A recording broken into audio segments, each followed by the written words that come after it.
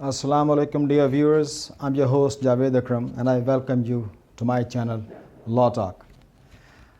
آج پہلی رمضان ہے، اللہ کی برکتوں کا مہینہ آ گیا ہے اور اس وقت انفارچونیٹلی پوری دنیا پہ ایک گلوبل ڈیزاسٹر آیا ہوا ہے ایک لیتھل وائرس کی شکل میں.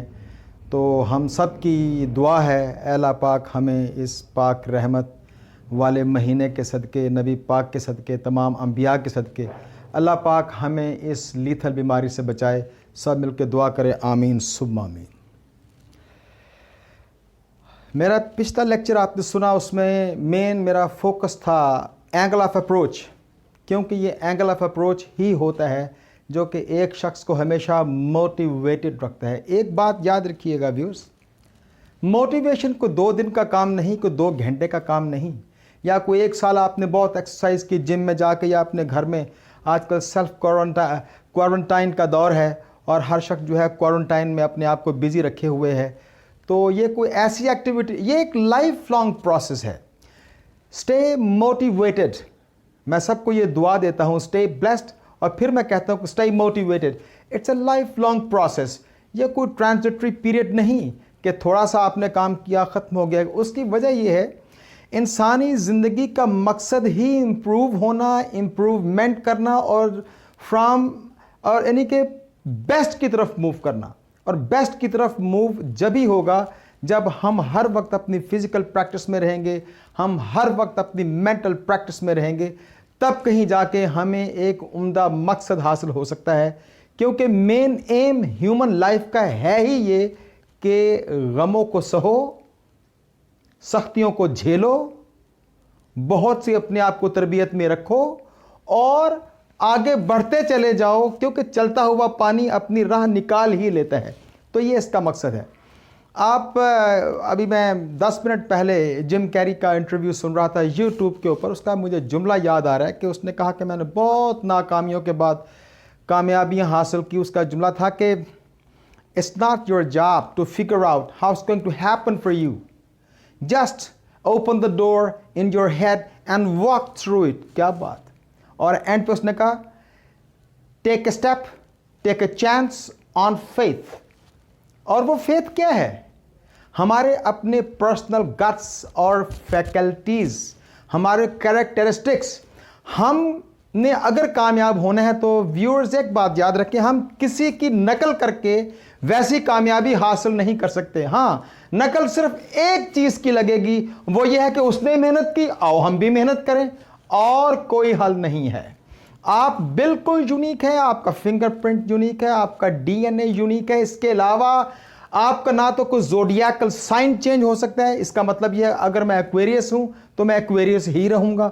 ٹھیک ہے، آپ کے اندر جو کنجینیٹل پرابلمز ہیں وہ چلی آئیں گی. ہاں، ایک بات ضرور ہے کہ انسان ہٹ اینڈ ٹرائل سے، ایررز کر کے، مسٹیکس کر کے کہیں سلپ ہوتا ہے، کہیں کلک ہوتا ہے، پھر جا کے اس کو کامیابی ملتی ہے. مگر جناب والا، میرا سب کو یہی سبق ہے کہ ہمیشہ سٹے موٹیویٹڈ. اب چلتے ہیں آگے. ایک تصور ہمارے لوگوں میں بہت عام ہے کہ جی عدالتوں سے انصاف نہیں ملتا، یا عدالت میں کم از کم مظلوم کی داد رسی نہیں ہوتی. یہ تصور بالکل غلط ہے. اس کے لیے میں ایک آپ کو ثبوت پیش کروں گا. بہت ریمارکیبل کیسز ہیں ہماری ہائی کورٹس کے، ہماری سپریم کورٹس کے، کہ وہ پڑھنے کے قابل ہیں. میں تو کہتا ہوں بعض کیسز ایسے ہیں کہ تعویذ بنا کے گلے میں ڈالنے کے قابل ہیں. مثلا شہلا ضیاء والا کیس جو میں کبھی بتاؤں گا. ہمارے پاس ایک کیس ہے، اس سے پتہ لگے گا کہ ہماری عدالتیں کتنی حسین ہیں اور ان کے فیصلے کتنے اعلیٰ ہیں. Hafiz Junaid Mahmood versus government of the Punjab. یہ آپ ٹریس کر سکتے ہیں، ڈھونڈ سکتے ہیں، PLJ 2017 لاہور، پیج ہے 185. اس میں صاحبوں کیا ہوا؟ اس میں یہ ہوا، یہ کوئی معمولی کیس نہیں ہے. جو پیٹیشنر تھا یہ نابینا تھا اور اس نے قرآن مجید کو حفظ بھی کیا ہوا تھا. یہ اس کی کمال کی فیکلٹی. اس نے 2012 میں FC کالج سے BA آنرز پاس کیا.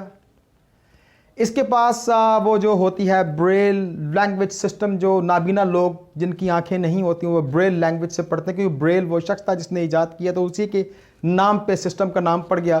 تو اس نے بریل پروفیشنسی سرٹیفکیٹ بھی حاصل کیا ہوا تھا۔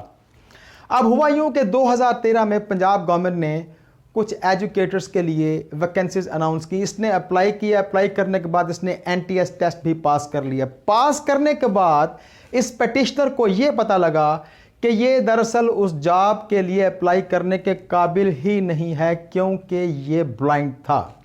جب اس نے ریٹ پٹیشن دائر کر دی، یہ منصور علی شاہ صاحب کا فیصلہ ہے، پڑھنے سے تعلق رکھتا ہے، آپ پڑھیے گا تو آپ کے اندر ایک کمال کی ایک روشنی آ جائے گی، بلکہ آپ از خود اپنی ذات میں ایک روشنی کا مینار بن جائیں گے، آپ بیکنٹ بن جائیں گے۔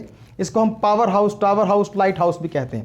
اچھا اینی وے، اب وہ ایسا ہوا کہ جب یہ پٹیشن لگ گئی، جب اس کے اوپر جوڈیشل سارا وہ ٹرائل شروع ہوا، تو جو رسپونڈنٹس تھے وہ بھی آئے۔ اب انہوں نے، میں مختصر کر کے آپ کو بتا رہا ہوں، انہوں نے اس کے اوپر 3 پوزیشنز لی۔ پہلی پوزیشن انہوں نے یہ لی کہ جناب والا یہ گورنمنٹ کے اداروں کی پالیسیز ہیں اور ایسی پالیسیز میں عدالتیں مداخلت نہیں کر سکتی۔ اچھا، دوسری انہوں نے پلی یہ لی، دوسری ان کی پوزیشن یہ تھی کہ چونکہ یہ نابینا ہے پیٹیشنر، یہ بلیک بورڈ پہ کچھ لکھ نہیں سکتا، اور تیسری پوزیشن انہوں نے یہ لی کہ جناب چونکہ یہ نابینا ہے، یہ کلاس روم کو کنٹرول نہیں کر سکتا۔ اب چونکہ کورٹ، آنریبل کورٹ، جج صاحب موٹیویٹڈ تھے بلا کے کہ انصاف دینا ہے، لیکن ایک بات یاد رکھیں، موٹیویشن یا ایکوٹی قانون کے دائرے سے باہر نہیں جائے گی۔ یعنی جوڈیشیس مائنڈ کی اپلیکیشن کے بغیر ٹائم اینڈ سپیس کی کریشن کا بھی تصور نہیں، یہ تو عام سے فیصلے ہیں ہیومن افیئرس کے۔ انہوں نے بہت سا مواد ایسا جمع کیا ہے، ایسا پڑھا جس میں کہ معذور اشخاص کے بارے میں کچھ ڈیفینیشنز تھیں، ان کو معاشرے کا فعال رکن بنانے کے اوپر گفتگو کی ہوئی تھی۔ اس میں انہوں نے یون کا کنونشن بھی پڑھا، اس کا حوالہ دیا، اس میں انہوں نے یونیسکو کا لکھا ہوا کچھ لٹریچر تھا، اس کا حوالہ دیا۔ پھر اسی ججمنٹ کے اندر ILO، غالباً یہ ILO سے بنتا ہے، انٹرنیشنل لیبر آرگنائزیشن، آپ دیکھ لیجئے گا، اس کا حوالہ دیا۔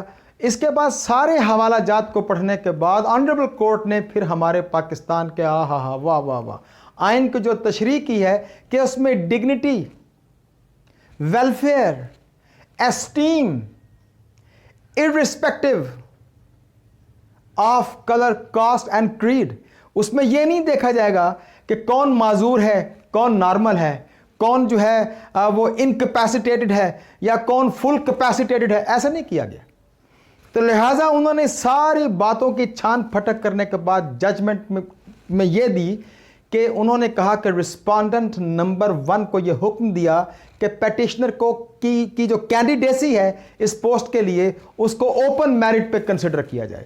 اور دوسری بات، انہوں نے اس بات کا بھی حکم دیا کہ جس سیکشن یا جس